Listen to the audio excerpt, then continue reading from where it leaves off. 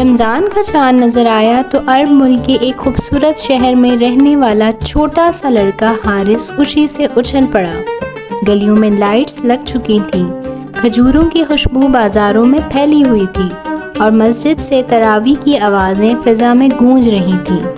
حارث صرف 8 سال کا تھا، مگر اس نے اس سال پورا روزہ رکھنے کا پکا ارادہ کیا تھا۔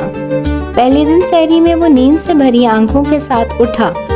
امی نے پیار سے کہا، بیٹا نیت مضبوط رکھنا، اللہ آسانی کرے گا۔ حارث نے مسکرا کر کہا، میں تو سپر ہیرو ہوں، روزہ دار ہوں۔ دوپہر کو گرمی کافی تھی، باہر سورج تیز چمک رہا تھا۔ حارث صحن میں بیٹھا تھا کہ اچانک اسے لگا جیسے کوئی آہستہ آہستہ اس کے کان میں سرگوشی کر رہا ہو۔ حارث، بس ایک گھونٹ پانی پی لو، کوئی نہیں دیکھ رہا۔ حارث نے ادھر ادھر دیکھا، کون ہے؟ ایک شرارتی سی آواز آئی، میں ہوں، شیطان، تمہارا پرانا دوست۔ حارث نے بمیں چڑھائیں، دوست؟ تم تو دشمن ہو۔ شیطان ہنسا، ارے نہیں، میں تو تمہیں آسانی دینا چاہتا ہوں، دیکھو کتنی گرمی ہے، صرف ایک چھوٹا سا گھونٹ۔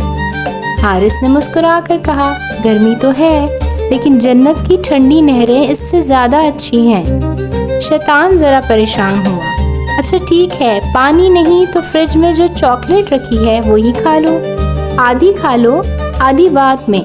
حارث نے سینہ تان کر کہا، روزہ آدھا نہیں ہوتا، پورا ہوتا ہے۔ شیطان نے آخری کوشش کی، سنو حارث، اگر تم روزہ چھوڑ دو گے تو میں تمہیں ویڈیو گیم جتوانے میں مدد کروں گا۔ حارث ہنس پڑا، اگر میں روزہ پورا رکھوں گا تو اللہ مجھے اصل زندگی میں کامیاب کرے گا۔ شیطان نے ناک سکوڑی، تم بہت ضدی ہو۔ نہیں، میں مضبوط ہوں۔